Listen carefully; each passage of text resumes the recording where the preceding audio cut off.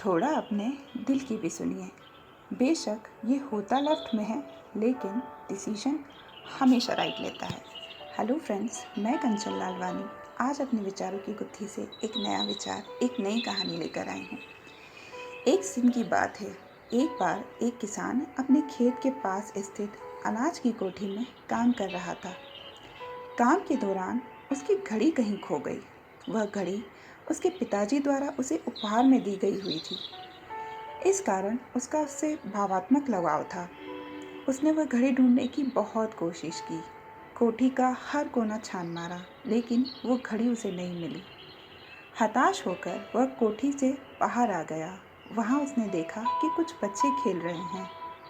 उसने बच्चों को पास बुलाया और उन्हें अपने पिताजी की घड़ी खोजने का काम सौंपा।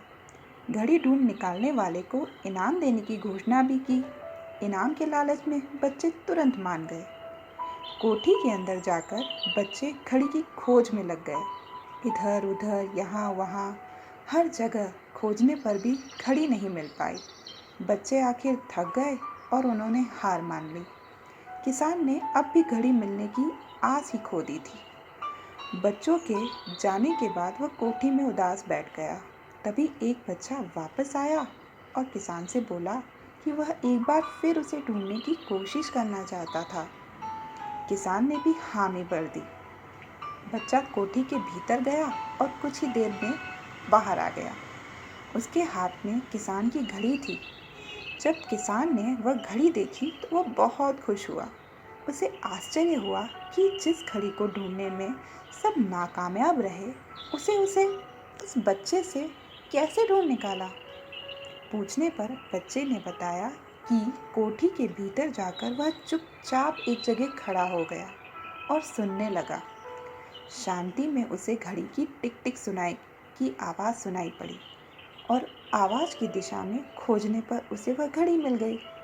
किसान ने बच्चे को शाबाशी दी और इनाम देकर विदा किया।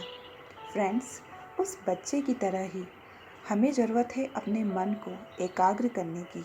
यह एकाग्रता ही हमें हमारे जीवन की दिशा निर्धारित करने में सहायक होती है।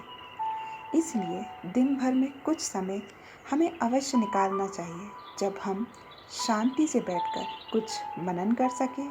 अन्यथा इस शोरगुल भरी इस दुनिया में हम उलझ कर ही रह जाएंगे। हम कभी न खुद को जान पाएंगे न अपने मन को। बस दुनिया की भेड़ चाल में चलते चले जाएंगे। जब आँख खुलेगी तो बस पछतावा होगा कि जीवन की ये दिशा हमने कैसे निर्धारित कर ली। हम चाहते तो कुछ और थे, जबकि वास्तव में हमने किया तो वही जो दुनिया ने कहा। अपने मन की बात सुनने का तो हमारे पास समय ही नहीं था। फ्रेंड्स, अगर आपको मेरे विचार पसंद आए तो इसे प्लीज़ लाइक, शेयर और मेरे इस चैनल को सब्सक्राइब ज़रूर कीजिएगा। फिर मिलूँगी नए विचारों के साथ।